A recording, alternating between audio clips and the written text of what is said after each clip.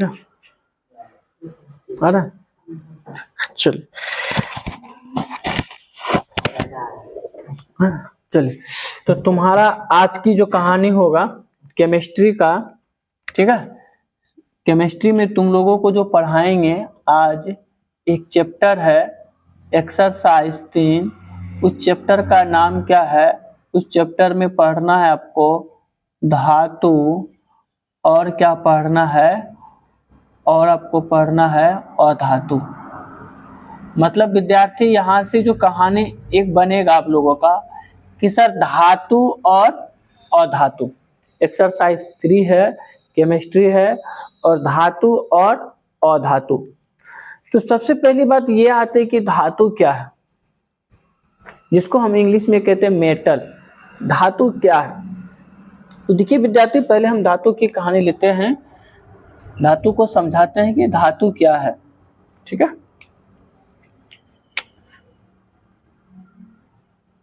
धातु इंग्लिश में से हम लोग क्या कहते हैं? Metal, METAL, metal. देखिए, यदि हम लोग कहते हैं कि धातु में जो होता है एक प्रकार के क्या होते हैं, विद्युत धारा का क्या होते हैं, प्रभाव होते हैं। तो बोलेंगे वैसी तत्व जिसमें विद्युत धारा प्रभावित होते हैं उसी को हम लोग क्या कहते हैं? धातु कहते हैं। अब हम लोग यहाँ पर परिभाषा अब इसको लिख देते हैं।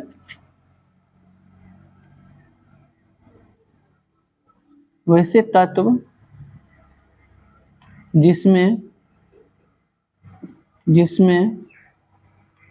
विद्युत धारा प्रभावित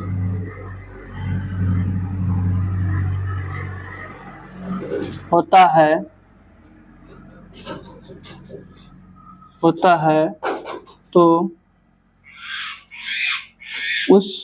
उसे धातु, मतलब उस तत्व को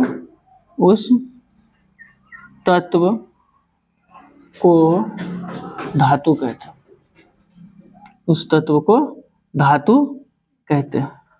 तो धातु किसे कहते हैं ये भी आपको समझ में आ जाएगा कि धातु किसे कहते हैं। वैसे तत्व जिसमें हमारे विद्युत धारा प्रभावित होता है तो उस तत्व को हम लोग क्या कहते हैं? धातु कहते हैं। जैसे कहते हैं क्या, लोहा ले लीजिए। जैसे में हम लोग किसकी बात करते हैं, जैसे में लोहा की चर्चा की। लोहा विद्यार्थी एक प्रकार के हमारे ऐसा तत्व है कि इसमें हमारे विद्युत धारा क्या होगा? प्रभावित होगा। टीन की चर्चा करते हैं, टीन में भी हमारे विद्युत धारा जाने का काम करेगा, ठीक है। उसके बाद टीन के बाद हमारे टीन सोना में भी जाएगा, तो सोना की भी चर्चा करते हैं। चांदी में भी विद्युत धारा जाएगा, चांदी में भी हमारे ये क्या हो गया? धातु हो गया। उसके बाद एल्युमिनियम में भी जाएगा, एल्युमिनियम भी हमारे क्या हो गया? धातु हो गया।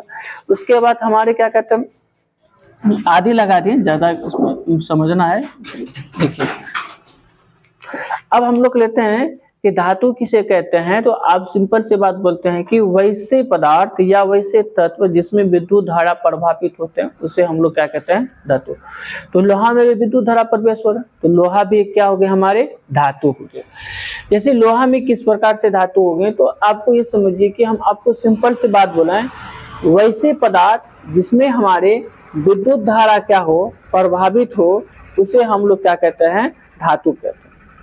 जैसे हो गया एक एग्जाम्पल के अनुसार ये भी धातु में और एक बोला जाता है कि विशेष प्रकार के एक चमक भी पाया जाता है, ठोकने पर एक टन की आवाज भी आते हैं, तो उसी को भी हम लोग क्या कह सकते हैं? धातु कहते हैं। अब यहाँ से विद्यार्थी एक कहानी आते हैं कि सर आप धातु के बारे में तो बता दें कि धातु हमारे ये सब पदार्थ होते हैं। कुछ ऐसे है कि उसमें भी हमारे इलेक्ट्रिक करंट प्रभावित होते हैं, विद्युत धारा उसमें भी जाते हैं। जैसे में हम कहते हैं ग्रेफाइट, आप लोग नाम सुने होंगे या नहीं सुने, हम बता रहे हैं कि ग्रेफाइट जो हमारे होते हैं वो क्या होते हैं, आपको हम बता देते हैं कि ग्रेफाइट जो विद्यार्थी होता है, तो पेंसिल देखे ना, पेंसिल जो लिखते हैं, ठीक, पेंसिल के अंदर में जो है वह एक ग्रेफाइट है। यदि उसमें हम लोग इलेक्ट्रिक करंट देंगे तो वो ग्रेफाइट में हमारे विद्युत धारा क्या करेगा? प्रवेश करेगा। तो मानो तो विद्यार्थी वो भी विद्युत धारा को प्रवेश कर रहा है, तो बोलेंगे सर जी वो भी तो धातु होगा। नहीं, वह हमारे क्या हो जाएगा? अधातु हो जाएगा, ठीक है। वो हमारे क्या हो जाएगा? अधातु होगा। क्यों डिफरेंट है, इसलिए हम आगे बताएंगे कि ऐसा क्यों होता है। तो ऐसा इसलिए होता है कि उसको ठोकेंगे तो वो चूर-चूर हो जाएगा, धातु को ठोकता है चूर-चूर नहीं होता है। धातु, समझ मेरी बात आ रहा है। तो धातु के पहले हम कुछ भौतिक गुण को समझाते हैं। किसके? धातु के कुछ भौतिक गुण। ठीक है, धातु के कौन कौन से भौतिक गुण हमारे होते हैं, तो बोलेंगे धातु के भौतिक गुण निम्नलिखित। तो मेरा कहने का मतलब कि धातु के भी कुछ कुछ गुण होते हैं, और वो कौन सा गुण होते हैं? भौतिक गुण, जो आपके क्या है? निम्नलिखित में। जैसे में एक नंबर में हम यहाँ पे लेते हैं, सबसे पहला चर्चा लेते हैं इलेक्ट्रॉनिक विन्यास की चर्चा करते हैं। भौतिक गुण में पहले क्या करते हैं? इलेक्ट्रॉनिक विन्यास। पहले हम एक नंबर में लेते हैं इलेक्ट्रॉनिक विन्यास। सॉरी, इसको हम रेड पेन से नहीं लिखेंगे, इलेक्ट्रॉनिक वो इसी से लिखते हैं, डेफिनेशन। इलेक्ट्रॉनिक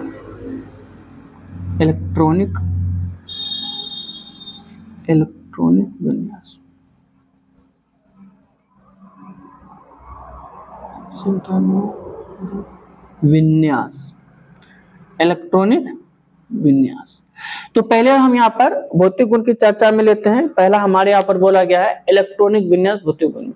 मेरा कहने का मतलब है विद्यार्थी, जितने भी हमारे क्या होते हैं? धातु होते हैं, उसकी बाह्यतम कक्षा में 1, 2, 3 इलेक्ट्रॉन होते हैं, तो उसी को भी हम लोग क्या कह सकते हैं? धातु कहते हैं। जैसे में हम यहाँ पर चर्चा करते हैं कि सोडियम की चर्चा करें, तो सोडियम की सर जी परमाणु संख्या कितना होते हैं? 11 होते हैं। इसकी बाह्यतम कक्षा में कितना इलेक्ट्रॉन? 1 इलेक्ट्रॉन। मैग्नीशियम का कितना होते हैं? 12 होते हैं। अब इसकी कक्षा में 12 होते हैं, जिसकी बाह्यतम कक्षा में कितना इलेक्ट्रॉन? 2 इलेक्ट्रॉन। एल्युमिनियम का कितना होते हैं? 13 होते हैं। तो इसकी बाह्यतम कक्षा में कितने इलेक्ट्रॉन आ गए? 3 इलेक्ट्रॉन। तो मानो तो कहेंगे सर जी आप क्या बोले कि किसी भी धातु की बाह्यतम कक्षा में 1, 2, 3 बाह्यतम कक्षा में 1, 2, 3 इलेक्ट्रॉन होते हैं, तो उसे हम लोग क्या कहते हैं? धातु कहते हैं। ये धातु के गुण है। तो सर बोलेंगे हाइड्रोजन की भी तो कहानी, बाह्यतम कक्षा में 1 इलेक्ट्रॉन होते हैं। हीलियम की भी बाह्यतम कक्षा में 2 होते हैं। तो क्या ये धातु हो सकते हैं? नहीं, ये हमारे धातु नहीं हो सकते हैं। लेकिन ये एक अंजाद के अनुसार बताया गया है कि धातु के भौतिक गुण में एक पहला चर्चा ये बोला गया है कि बाह्यतम कक्षा में जिसके इलेक्ट्रॉनिक बाह्यतम कक्षा में इलेक्ट्रॉन की संख्या 1, 2, 3 हो, तो उसको भी हम लोग क्या कह सकते हैं? धातु कह सकते हैं। समझ मेरी बात है क्या ना? चलिए, ये हमारा पहला ये भी चीज को याद रखना। चलिए, उसके बाद नंबर दूसरा में आपको हम बता देते हैं। ठीक है, नंबर दूसरा में हमारे क्या होगा? तो ये नंबर दूसरा में होता है विद्युत का क्या होना? धनात्मक होना।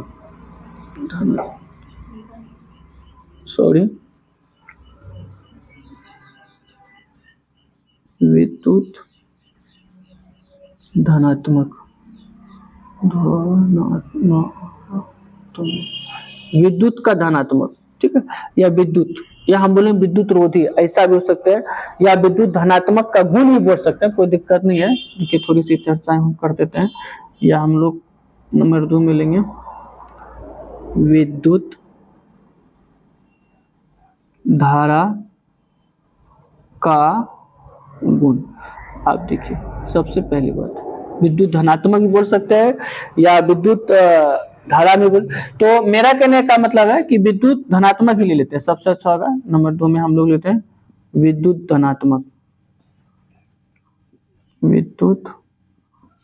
धनात्मक ही ले लेते हैं, विद्युत धनात्मक का गुण। तो विद्युत धारा में हमारे क्या होते विद्यार्थी? एक सिंपल सी बात है, कहते हैं कि विद्युत धारा में धनात्मक का क्या होगा? गुण होगा। जैसे हम चर्चा करते हैं सोडियम की कहानी लेते हैं। सोडियम एक प्रकार के आपके क्या है? धातु है। इसको कैसे समझेंगे? तो कि सोडियम में बाह्यतम कक्षा में कितने इलेक्ट्रॉन होते हैं? 1 इलेक्ट्रॉन।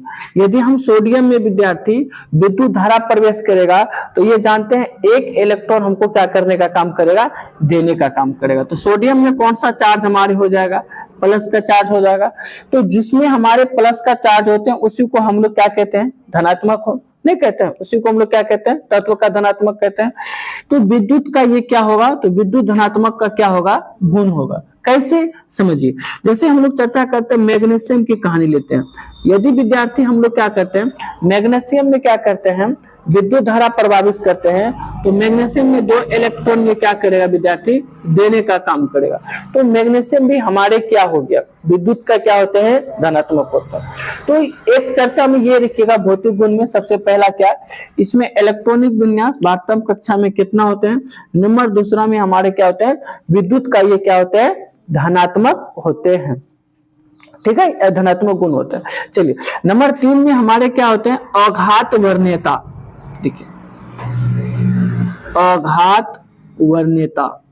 अब देखिए मेरा कहने का मतलब है अघात वर्ण्यता का मतलब क्या होते हैं, समझिए। अघात अघात वर्ण्यता, अघात वर्ण्यता, अघात वर्ण्यता का मतलब एक सिंपल सी लॉजिक हो सकता है अघात वर्ण्यता में कि सर अघात वर्ण्यता क्या है। तो हम कह सकते हैं कि धातु को पीट पीट करके चादर की तरह क्या कर सकते हैं, फैला सकते हैं, है ना। टीन है, टीन को मतलब एक जगह उसको फैला सकता है। लोहा है, लोहे को देखियो, लोहे को क्या करते हैं, पीट पीट के क्या कर सकते हैं, चादर की तरह बना सकते हैं। जैसे कहने का मतलब लोहा का देखो कैसे, एक मतलब लोहा ले लिया, उसको यदि हम लोहार के पास लेके जाएंगे, उसमें टेम्परेचर देगा, टेम्परेचर दे करके बोलेंगे हमको कचिया बना दीजिए, वो कचिया बना देगा, कत्ता बना दीजिए, कत्ता बना देगा। जैसे बोलेगा बनाने के लिए वैसे पदार्थ को वो क्या कर देगा, बना करके तैयार कर देगा, ऐसा। तो यहाँ पर हम बताएं अघात वर्ण्यता पाया जाता है, चादर की तरह इसको बना सकते हैं, विद्युत का धनात्मक गुण होते हैं, इलेक्ट्रॉनिक विन्यास होता है। अब ये भी समझना है कि सर जी हमारे धातु में जो पाया जाता है एक और क्या पाया जाता है, तो और एक हमारे पाया जाते हैं तन्यता। तन्यता का मतलब क्या होता है विद्यार्थी, तन्यता का मतलब कि धातु को हम लोग क्या कर सकते हैं, उसे तार की तरह क्या कर सकते हैं, लंबा भी कर सकते हैं। तो धातु में हमारे क्या पाए जाते हैं, तन्यता भी पाया जाता है। धातु में और एक बात हम लिख लेते हैं कि कुछ भौतिक गुण में एक और चीज हम लोग बोल देते हैं कि हमारे क्या हो सकते हैं विद्यार्थी, तो धातु में हमारे द्रवणांक, धातु में हमारे क्या होते हैं, द्रवणांक, और हमारे क्या पाए जाते हैं, क्वथनांक भी होते हैं। तो द्रवणांक और क्वथनांक दोनों उच्च मात्रा में हमारे धातु में होते हैं, ये भी याद रखना है। फिर धातु में और कुछ बातें हम लोग ले लेते हैं। तो धातु में उसमें करने का विद्युत का हमारे क्या पाए जाते हैं, चालकता पाए जाते हैं। तो बोलेंगे नंबर 6 में क्या बोलेंगे कि विद्यार्थी उसमें करने पर चालकता होते हैं। अभी चालकता का मतलब क्या होते हैं सर जी, समझा दी, चालकता होते हैं। इसका ये मतलब होता है कि सर यदि मान लेते हैं कि आप किसी पदार्थ को, आप लोग अपने घर में घरेलू हिंसात्मक के अनुसार कोई खाना बना रहे हैं और खाना में कोई एक जो हमारे जो होता है करछुल या कोई चीज को रख देते हैं और कुछ देर के बाद उस करछुल को छूते हैं तो हमको क्या लगता है, मतलब जलने लगता है उस जगह छूने के बाद करछुल को उस जगह। ऐसा क्यों होते हैं, क्योंकि धातु में हमारे गर्म करने के बाद उसमें धारा क्या हो, उसमें प्रभावित, मतलब उसमें हमारे मतलब उष्मा जाने का क्या करेगा, काम करेगा। मेरा कहने का मतलब है मान लीजिए विद्यार्थी ये एक कोई आपका एक लोहा है, ठीक है। इस लोहा को हम लोग क्या किए हैं, इस भाग को गर्म किए यहाँ पर। अब गर्म करने के बाद इस भाग को भी छुइएगा तो आपको कैसा महसूस होगा, गर्म। ऐसा क्यों होता है, क्योंकि धातु में उसमें का क्या होते हैं, चालकता होते हैं, मतलब उसमें जाने का क्या करते हैं, प्रवेश करते। तो विद्यार्थी मेरा कहने का मतलब है ये आपका जो रहा धातु का एक कौन सा गुण रहा, तो ये धातु का विद्यार्थी एक प्रकार के आपका गुण रहा। कौन सा गुण, तो बोलो कौन सा गुण, तो ये भौतिक गुण। और एक चीज ये भी याद रखना है कि विद्यार्थी अब हम आपको और एक बता देते हैं कि धातु में हमारे क्या होते हैं, एक विशेष प्रकार के क्या पाए जाते हैं, चमक पाए जाते हैं। तो धातु में एक प्रकार के क्या पाए जाते हैं, चमक भी पाए जाते हैं। किसमें, धातु में, ठीक है। लेकिन यदि पूछा जाएगा आयोडीन का नाम सुने हैं, तो बोलेंगे हाँ सर आयोडीन का तो नाम सुने हैं, तो आयोडीन में भी चमक पाया जाता है, तो बोलेंगे हाँ आयोडीन भी चमक पाया जाता है। तो आयोडीन भी क्या धातु है, नहीं। तो आयोडीन हमारे क्या हो जाते हैं, अधातु हो जाते हैं। तो उसको अपवाद में ले लेते हैं, उसको क्या लेते हैं, अपवाद में। तो अपवाद में याद रखना है, अपवाद, अपवाद में हमारे क्या है, आयोडीन। क्या है विद्यार्थी, आयोडीन, आयोडीन, ठीक है। और आयोडीन के बाद हम लोग ग्रेफाइट भी ले सकते हैं। क्या ले सकते हैं? ग्रेफाइट भी ले सकते हैं। तो आयोडीन ग्रेफाइट एक विशेष प्रकार के चमक पाए जाते हैं, तो बोलेंगे कि ये भी विद्यार्थी हीरा, और क्या ले सकते हैं? हीरा। हीरा मेरा क्या धातु या अधातु है? तो हीरा हमारे क्या है? अधातु है, लेकिन इसमें विशेष प्रकार के क्या पाए जाते हैं? चमक पाए जाते हैं। लेकिन है क्या ये? अधातु, लेकिन देखने में चमक पाया गया, धातु के गुण हो जाते हैं, लेकिन वह धातु नहीं होकर के क्या हो जाते हैं? अधातु हमारे होते हैं। ठीक है, याद रखिएगा। धातु में विद्यार्थी एक प्रकार के हमारे क्या पाए जाते हैं? कठोरता पाया जाता है। धातु में एक प्रकार के क्या होते हैं? कठोर। कठोर का मतलब होते हैं क्या होना? हार्ड होना। तो धातु हमारे क्या होते हैं? कठोर भी होते हैं। क्या होते हैं? कठोर, मतलब हार्ड भी होते हैं। ठीक है, ये भी याद रखना। धातु में विद्यार्थी एक प्रकार के ये भी हमारे पाए जाते हैं, क्या विद्यार्थी? ध्वनि। धातु में हमारे क्या होते हैं? ध्वनि होते हैं। ध्वनि का मतलब क्या होते हैं? ठोकिएगा तो टन टन की उसमें क्या आएगा? आवाज आएगा। तो धातु में हमारे क्या होते हैं? ध्वनि भी होने का काम करते हैं। ठीक है विद्यार्थी, तो ये चीज को आपको याद रखना। और एक ले लेते हैं, 9 गो पुरा दें, और एगो हम 10 गो पुरा देते हैं। डेंसिटी मतलब धातु में हमारे क्या पाए जाएंगे? घनत्व भी पाए जाएंगे। तो आपको ये 10 गो एक भौतिक गुण हुआ किसके? धातु के। याद रखिए, इलेक्ट्रॉनिक विन्यास, विद्युत का धनात्मक, अघात वर्ण्यता, तन्यता, द्रव्यनांक और क्वथनांक, उसमें करने पर चालकता होते हैं, विशेष प्रकार के चमक पाए जाते हैं, कठोर होते हैं, और उसको ठोकने पर टन टन की आवाज ध्वनि उत्पन्न करते हैं, और हमारे घनत्व पाए जाते किसमें? धातु में। तो ये धातु के हमारे भौतिक गुण आपको बताएं। ठीक, आप दिखाई देते हैं, छोड़ दीजिए।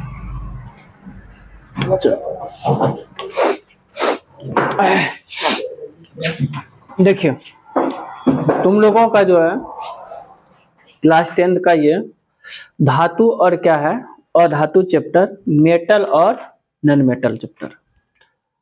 धातु और अधातु में से आप लोगों का हम इससे पहले भौतिक गुण पढ़ा दिए थे, और आज हम चर्चा करेंगे धातु का रासायनिक गुण।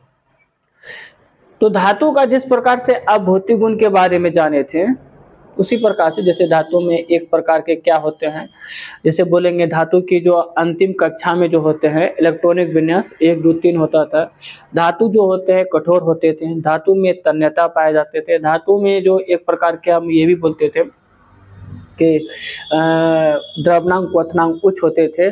तो आज हम लोग जो जितनी भी कहानी उसमें 6 गो कि 7 गो 8 गो बताए थे, तो आज हम लोग जानेंगे अधातु का कुछ गुण, धातु का रासायनिक गुण जान।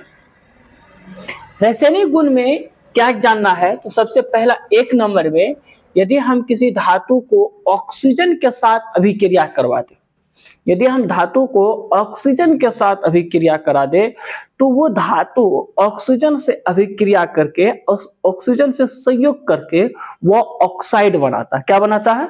ऑक्साइड। कौन चीज? धातु। किससे अभिक्रिया कराएंगे? तो ऑक्सीजन से। ऑक्सीजन का मतलब समझते हैं? O2।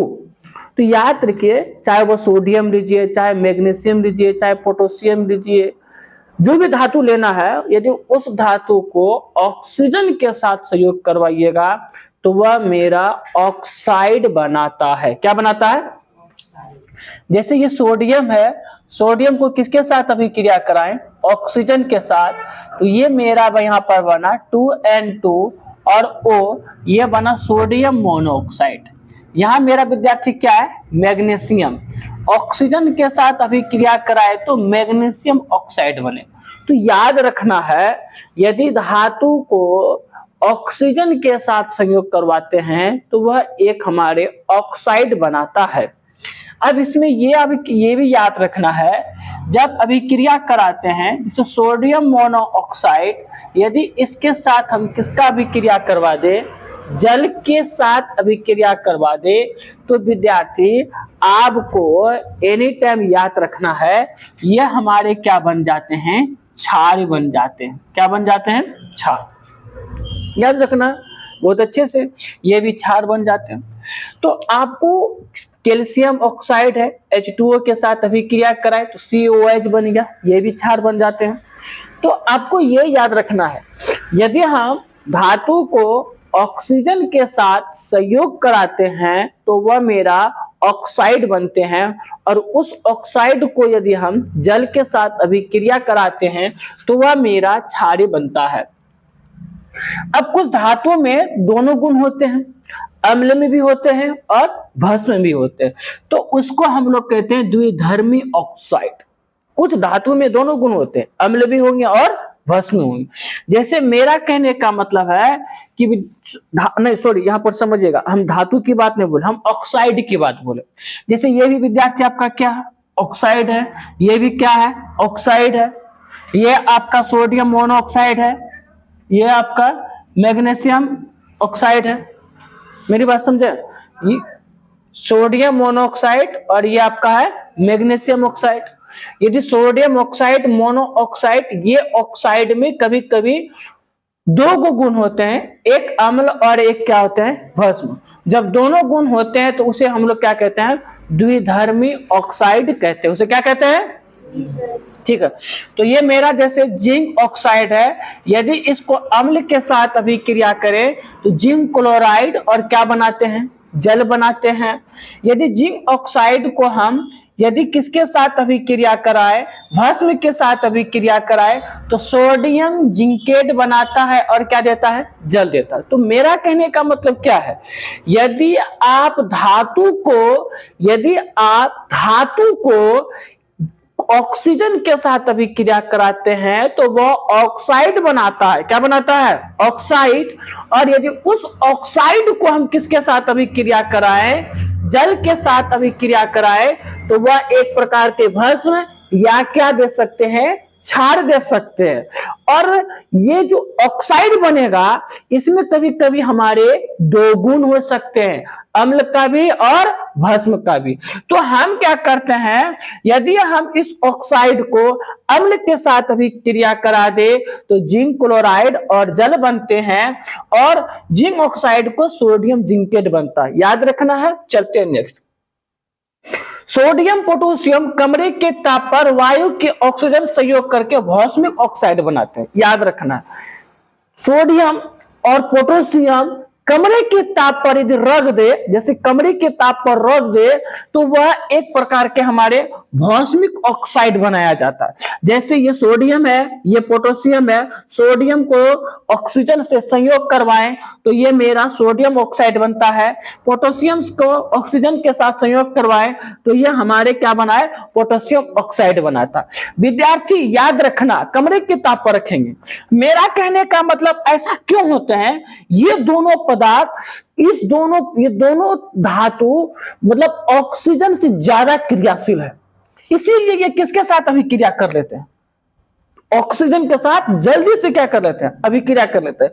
तो जिसके कारण यदि कमरे के ताप पर सोडियम को रख देंगे तो वो तुरंत सोडियम में मेरा क्या लग जाएगा, आग लग जाएगा। तो सोडियम को एनी टाइम किसमें डुबा पर रखता है उसको, तो उसको विद्यार्थी केरोसिन में क्या करता है, डुबा के रखता है। किसको, सोडियम को किसमें डुबा रखता है, केरोसिन में डुबा के रखता है। यदि उसमें ऐसे रख देंगे तो क्या लग जाएगा, आग लग जाएगा। तो सोडियम और पोटेशियम को हम लोग किसमें डुबा के रखते हैं, केरोसिन में डुबा करके रखते हैं। तो विद्यार्थी ये बात रहा। यदि मैग्नीशियम को ऑक्सीजन के संपर्क में रहते हैं तो ये मैग्नीशियम ऑक्साइड बहुत कम क्रियाशील होगा, कोई फर्क पड़ने वाला इसे नहीं है। तो याद रखना है कि कौन सी धातु सबसे अधिक क्रियाशील है, तो याद रखना सबसे अधिक क्रियाशील धातु सोडियम और पोटेशियम है। यदि इसमें हम क्या कर दिया जाए,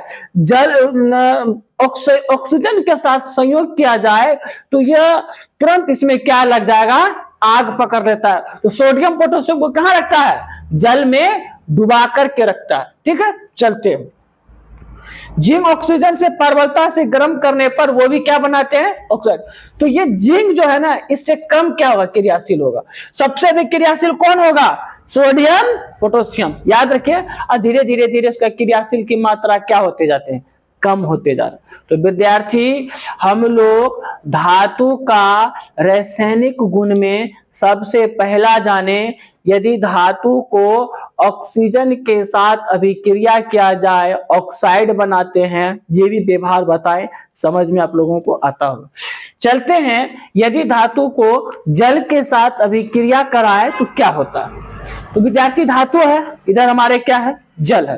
तो धातु और जल से यदि अभिक्रिया कराएंगे वो दो मतलब क्या बना सकते हैं, या ऑक्साइड बना सकते हैं या उसको हाइड्रोक्साइड। दोनों नाम एक ही है, ऑक्साइड बोलिए या तो हाइड्रोक्साइड। धातु को जल के साथ अभिक्रिया कराएंगे तो ऑक्साइड या हाइड्रोक्साइड बना सकते हैं, कोई दिक्कत नहीं। ऑक्साइड बोलिए या तो उसे हाइड्रोक्साइड बोलिए। यदि हम धातु को ऑक्सीजन के साथ अभिक्रिया कराते हैं तो वो ऑक्साइड बनाते हैं, कोई दिक्कत तो नहीं है। चलिए अब देखिए, धातु हमारे चाहे वो गर्म जल के साथ अभिक्रिया करे, चाहे वो ठंडे जल के साथ अभिक्रिया करे, चाहे वो वाष्प के साथ अभिक्रिया कराए, तो विद्यार्थी वो एनी टाइम एक ही चीज देगा। वो कौन सा चीज देगा विद्यार्थी, तो याद रखना कि वो हाइड्रोजन गैस सभी में देगा। ये चीज को क्या करना है, याद करना। और जो बनेगा वो ऑक्साइड या क्या कहलाएगा, हाइड्रोक्साइड। ये सोडियम क्या है, धातु है, किसके साथ अभिक्रिया कराए तो ठंडे जल के साथ अभिक्रिया कराते हैं। तो विद्यार्थी देखिए NOH ये हमारे भस्म बने और इससे क्या निकल रहे हैं, क्या निकल रहे हैं, हाइड्रोजन गैस नहीं निकल रहा है। ये पोटेशियम है, इसको H2O के साथ अभिक्रिया कराए तो ये पोटेशियम ऑक्साइड ये हमारे जो बना रहा है भस्म बनाया, और इससे भी हमारे हाइड्रोजन गैस क्या कर रहे हैं, बाहर निकल रहा है। यदि विद्यार्थी कैल्शियम को H2O के साथ अभिक्रिया कराए तो इससे भी हमारे कौन सा गैस निकल रहा है, हाइड्रोजन गैस बाहर निकल रहा है। तो कहना क्या है मेरा कि ये चीज याद रखिए, जल के साथ अभिक्रिया धातु को और ऑक्सीजन के साथ अभिक्रिया। सोडियम एवं पोटेशियम अभिक्रिया करके क्या उत्पन्न करती है, उष्मा उत्पन्न करती है। और याद रखना, और हाइड्रोजन गैस में तुरंत क्या पकड़ लेती है, आग। तो सोडियम पोटेशियम को जब अभिक्रिया कराएंगे जल के साथ तो उससे हमारे क्या उत्पन्न होता है, उष्मा। और वह उष्मा हाइड्रोजन के संपर्क में आएगा तो तुरंत उसमें क्या ले लेगी, आग पकड़ लेगी। तो विद्यार्थी आज दो को बताएं, आगे नहीं दे देता बस थप्पड़ नहीं मिला।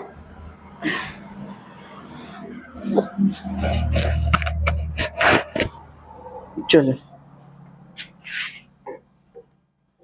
देखो, तो यहां से तुम्हारा कहानी था अम्ल के साथ, अम्ल को पहचानना, और सॉरी हम अम्ल बोल रहे हैं, धातु और अधातु को पहचानना। देखिए विद्यार्थी, धातु और अधातु को कैसे पहचान सकते हैं। हम आपको बताए थे कि धातु में कुछ भौतिक गुण होते हैं और धातु में हमारे कुछ रासायनिक गुण होते हैं। जैसे धातु की भौतिक गुण की कहानी हम जानेंगे तो जानते हैं कि धातु जो था वह अम्ल के साथ अभिक्रिया करके हाइड्रोजन गैस को क्या करते हैं, निष्कासन करते हैं। धातु में अघात वर्णीयता पाए जाते हैं, धातु में तन्यता पाए जाते हैं, धातु में द्रवनांक क्वथनांक उच्च मात्रा में पाए जाते हैं। यदि हम एक बात बोलते हैं, आयोडीन का नाम सुने हैं, धातु में एक विशेष प्रकार की क्या होती है, चमक होती, समझ मेरी बात है। तो यदि तुमको पूछा जाए कि लोहा क्या है और आपका आयोडीन क्या है, तो जानते हैं कि लोहा हमारे धातु है, आयोडीन हमारे अधातु। आप ये भी बोल सकते हैं कि धातु में विशेष प्रकार की चमक होते हैं, और सिंपल से बोलेंगे धातु में इलेक्ट्रिसिटी करंट क्या होते हैं, प्रभावित करते हैं, मतलब जाने का काम करते हैं। समझ में मेरी बात आ रहा है। और अधातु में ऐसा गुण होने का काम नहीं हो। तो विद्यार्थी हम इससे पहले धातु का भौतिक गुण को हम अच्छे से क्या किए थे, समझा दिए थे। धातु का रासायनिक गुण एक बताए थे, जल के साथ अभिक्रिया। और आज हम जानेंगे यदि किसी धातु को अम्ल के साथ अभिक्रिया कराते हैं तो क्या होता है। H2SO4 क्या है, अम्ल है। HCl क्या है, अम्ल है। सल्फ्यूरिक अम्ल और हाइड्रोक्लोरिक अम्ल।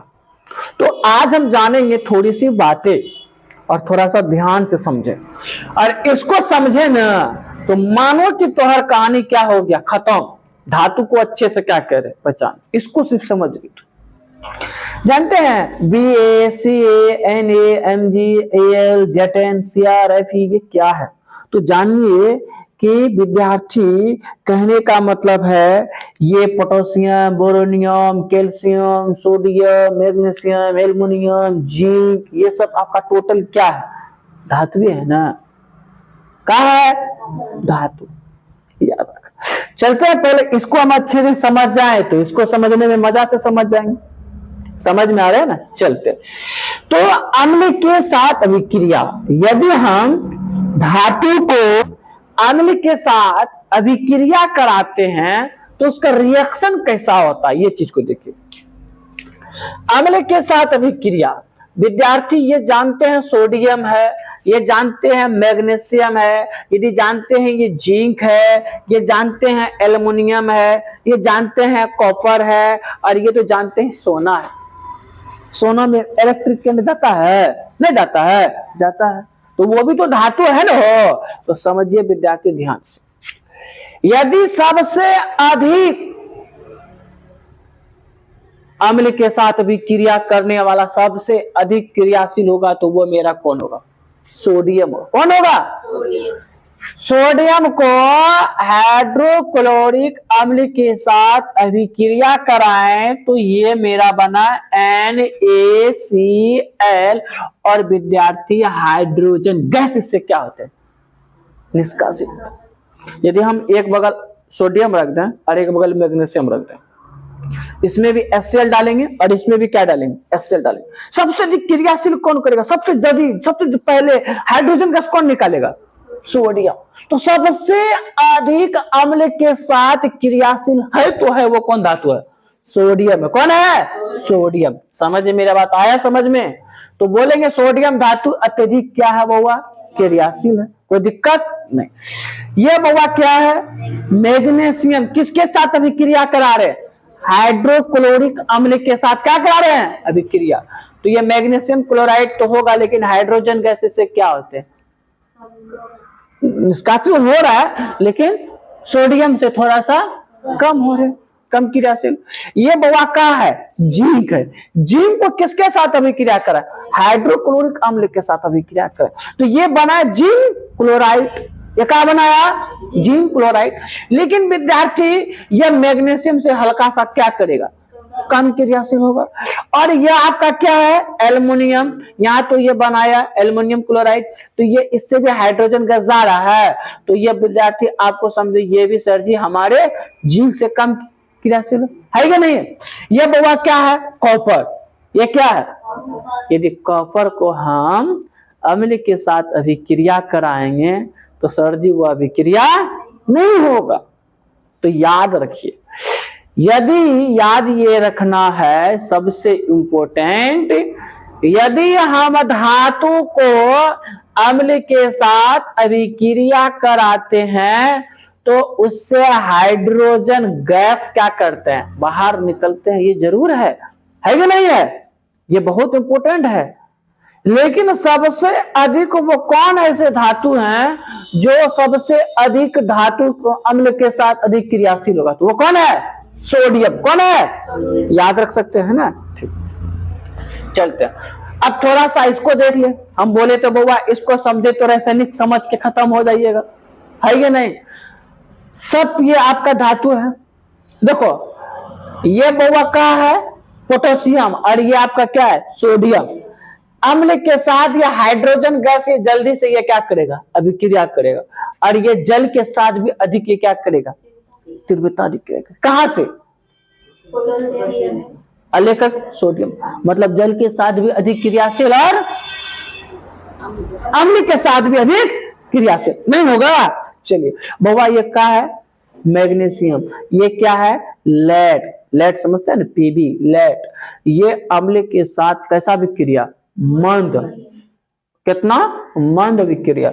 और ये जल के साथ भी कैसा विक्रिया? मंद विक्रिया। अभिक्रिया होगा थोड़ा सा का लगेगा? लेटे लगेगा ना। और यहाँ देखो तो जलों के साथ जल्दी अभिक्रिया कर लेगा और जल्दी अम्ल के साथ भी क्या कर लेगा, अभिक्रिया कर। समझ मेरी बता रहे हैं ना। चलो अब है इतना तो देखते हैं ना, कॉपर से लेकर के Au सोना तक ये बउआ अभिक्रिया करवे नहीं करता। ये अभिक्रिया ना तो जल के साथ और ना तो अम्ल के साथ। समझ में आया।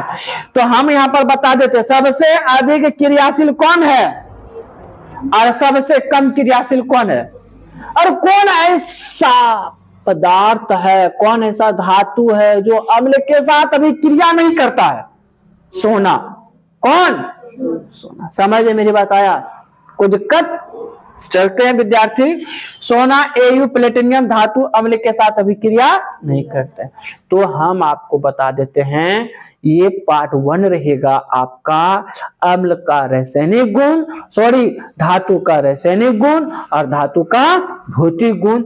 ये आपका तैयार हो गया है। अब हम लोग चलेंगे और धातु मेटल खत्म, अब हम लोग चलेंगे नन मेटल पढ़ेंगे कि नन मेटल्स क्या है नहीं है ये टोटल। किसी को कोई दिक्कत है तो बोलिएगा।